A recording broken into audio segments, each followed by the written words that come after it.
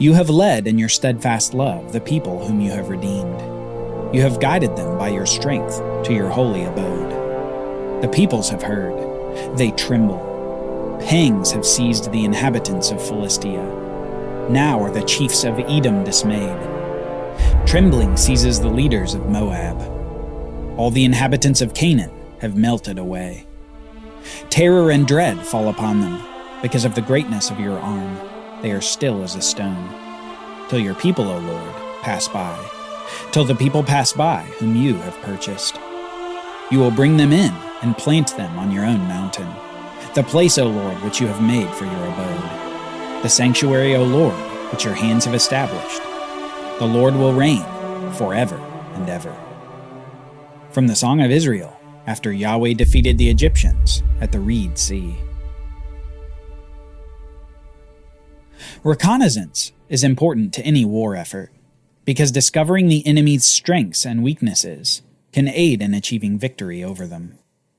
In unfamiliar territory, with unknown terrain, surprises could lurk behind every hill, and ambushes might await an invading army. Knowledge is key to success, making reconnaissance a necessary tool in the arsenal of every military leader. Joshua was no different, and he knew the value of good intelligence to success on the battlefield. The people of Israel had been ambushed and resisted ever since the Amalekites attempted to decimate them on their way to Sinai nearly 40 years ago. And Joshua would be prepared with necessary information for infiltration of the promised land of Canaan. So Joshua sends spies into the land with simple instructions. He says to the 2 spies, "Go, view the land, especially Jericho." And off the spies go, before coming back days later with news of the land and news of Jericho, the first target city for the army of Israel. A target on the other side of a watery barrier standing in the way of the nation. The Jordan River. They had been in Moab on the eastern side of the Jordan for weeks, but now the time had come for them to finally cross. God had long ago promised to Abraham the land on the other side of this river. He had called Abraham from Ur of the Chaldeans and brought him to this specific land. Soon after Abraham had arrived, God said to him, "Lift up your eyes and look from the place where you are, northward and southward, and eastward and westward. For all the land that you see I will give you and to your offspring forever. I will make your offspring as the dust of the earth, so that if one can count the dust of the earth, your offspring can also be counted." And here they were. Abraham's offspring, numbered like the dust of the earth. They had gone from just 70 people when their forefather Jacob had moved the whole family to Egypt, to around 2 million people over 400 years later. They had experienced slavery in Egypt, deliverance from the plagues, miraculous salvation at the Red Sea, and now they were finally at the precipice of the land. And not just the land, their land. An inheritance promised by God himself to the offspring of Abraham. This land was theirs, and it was time to enter it. It was time to cross the Jordan River into the promised land. This river crossing would be nothing short of miraculous. A miracle that would sow fear into the hearts of the enemies in the land, because God would show his power yet again. We read this in Joshua chapter 3, starting in verse 7. The Lord said to Joshua, "Today I will begin to exalt you in the sight of all Israel, that they may know that as I was with Moses, so I will be with you. And as for you, command the priests who bear the ark of the covenant. When you come to the brink of the waters of the Jordan, you shall stand still in the Jordan." And Joshua said to the people of Israel, "Come here and listen to the words of the Lord your God." And Joshua said, "Here is how you shall know that the living God is among you, and he will without fail drive out from before you the Canaanites, the Hittites, the Hivites, the Perizzites, the Girgashites, the Amorites, and the Jebusites. Behold, the ark of the covenant of the Lord of all the earth is passing over before you into the Jordan. When the soles of the feet of the priests bearing the ark of the Lord of all the earth, shall rest in the waters of the Jordan shall be cut off from flowing, and the waters coming down from above shall stand in one heap." God is going to do something amazing at the Jordan River. A miracle for this new generation, as a reminder of his great power that he showed in Egypt at the Red Sea. But not just a reminder of his power in the past. It would also be a demonstration of his power to accomplish his promises to the people. Joshua says that by this miracle, God will show that he is among them, and will without fail drive out the inhabitants of the land. As the priests carry the Ark of the Covenant containing the tablets of the Ten Commandments into the Jordan, God will stop the waters of the river for the nation to cross over on dry ground. So when the people set out from their tents to pass over the Jordan with the priests bearing the Ark of the Covenant before the people, and as soon as those bearing the Ark had come as far as the Jordan, and the feet of the priests bearing the Ark were dipped in the brink of the waters coming down from above stood up in a heap very far away, and those flowing down toward the Dead Sea were completely cut off. And the people passed over opposite Jericho. Now the priests, bearing the Ark of the Covenant of the Lord, stood firmly on dry ground in the midst of the Jordan, and all Israel was passing over on dry ground, until all the nation finished passing over the Jordan. Imagine being a young man or woman in Israel. With each dry step across the river, you are seeing the stories that your parents told you come to life. You weren't around to see the miracle at the Red Sea, but you were here for this. Now you could understand their stories, because now you were living them. You would be brimming in confidence at the battles ahead, because you would know that indeed God was with his nation Israel. And then you would take that final step from the Jordan riverbed into the land, the promised land of Canaan.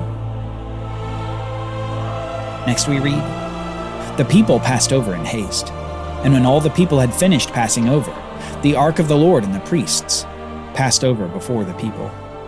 On that day the Lord exalted Joshua in the sight of all Israel, and they stood in awe of him, just as they had stood in awe of Moses all the days of his life.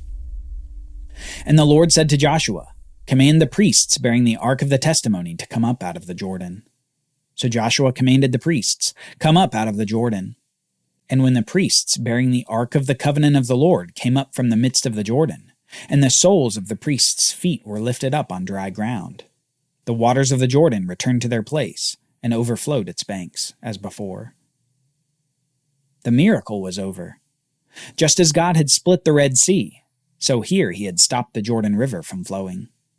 A new generation had now seen the amazing power of God over even the waters of the earth, and they would commemorate this event.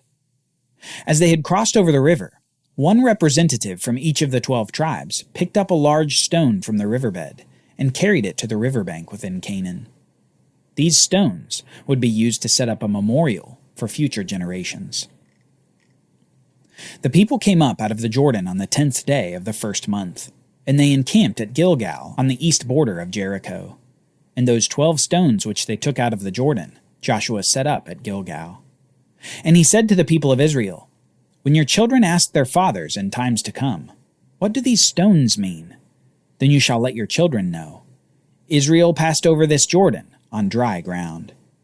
For the Lord your God dried up the waters of the Jordan for you until you passed over, as the Lord your God did to the Red Sea, which he dried up for us until we passed over, so that all the peoples of the earth may know that the hand of the Lord is mighty, that you may fear the Lord your God forever." Note that this is a memorial for Israel, but that the event at the Jordan River and at the Red Sea were for all the peoples of the earth. God's miracles are not just to be understood locally for the worship of God. No, these miracles were to demonstrate God's power and to spread God's fame throughout the earth. Just as Israel had sung about the nations trembling after the Red Sea miracle, so here we will see the fulfillment of that song after this Jordan crossing. We read this beginning in Joshua chapter 5. "As soon as all the kings of the Amorites who were beyond the Jordan to the west, and all the kings of the Canaanites who were by the sea, heard that the Lord had dried up the waters of the Jordan for the people of Israel until they had crossed over, their hearts melted, and there was no longer any spirit in them because of the people of Israel." The nations are trembling, and the people of Israel have finally come into their homeland through the water on dry ground. Outside of Canaan, they had had military success against a Canaanite king, against 2 Amorite kings, and finally against the Midianites. Israel was a force to be reckoned with. More than that, Israel's God was a force to be reckoned with. Yahweh, who even the seas of the earth obey. Trepidation had seized the nations in the land of Canaan. They knew that war was coming, and they knew that they would be defeated by this undefeatable people and their all-powerful God. But as a final turn of the page from their old lives and the old generation outside Canaan, Israel had 2 more things to do before the war effort began in earnest. 2 points of obedience to follow God's commands. First, circumcision. Second, Passover. It turns out that among the rebellion and disobedience of the older generation who had fled Egypt, that they had neglected to circumcise the sons born to them in the wilderness. Despite continued commands in the law for them to do so for every son on the 8th day after his birth, the people had disobeyed. And so Joshua is commanded by God to circumcise all the uncircumcised Israelites after entering Canaan. We read this: "When the circumcision of the whole nation was finished, they remained in their places in the camp until they were healed. And the Lord said to Joshua, 'Today I have rolled away the reproach of Egypt from you.' And so the name of that place is called Gilgal to this day, meaning rolled away." While the people of Israel were encamped at Gilgal, they kept the Passover on the 14th day of the month in the evening on the plains of Jericho. And the day after the Passover, on that very day, they ate the produce of the land, unleavened cakes and parched grain. And the manna ceased the day after they ate of the produce of the land. There was no longer manna for the people of Israel, but they ate of the fruit of the land of Canaan that year. This entrance into Canaan has been full of memories. Memories for propelling the nation forward into the conquest of the land. They remembered the crossing of the Red Sea as they crossed over the Jordan River on dry ground. They remembered the Abrahamic covenant promise of land, seed, and blessing as they were circumcised by Joshua. They remembered the 40 years of bread from heaven provided by God. And they remembered that Passover night from 40 years prior, when God passed over the houses of Israel because of the blood of the lambs. Memory has a way of propelling us forward, because memory and experience is a part of our identity. It tells us where we've come from, so that we can know where we're going. This new generation of Israel was remembering that they were a nation of promises, a nation saved by God Himself from their Egyptian slavery, a nation that God would use to bless the world.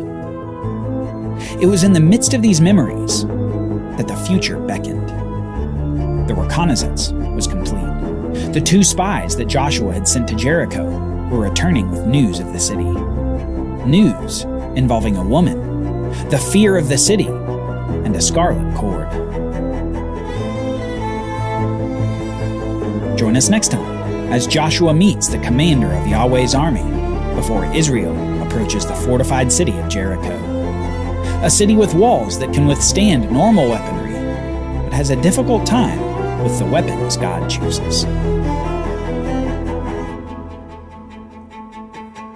For Bible readings, reflection questions, and quizzes, don't miss the Bible Brief app. Available on iOS and Android, so you can go deeper into the story. The Bible Brief is a project of the Bible Literacy Foundation, a nonprofit dedicated to helping you learn the Bible. Give to support the Bible Brief by visiting BibleBrief.org or tap the Give link in the show notes. Thank you for supporting the Bible Literacy Foundation.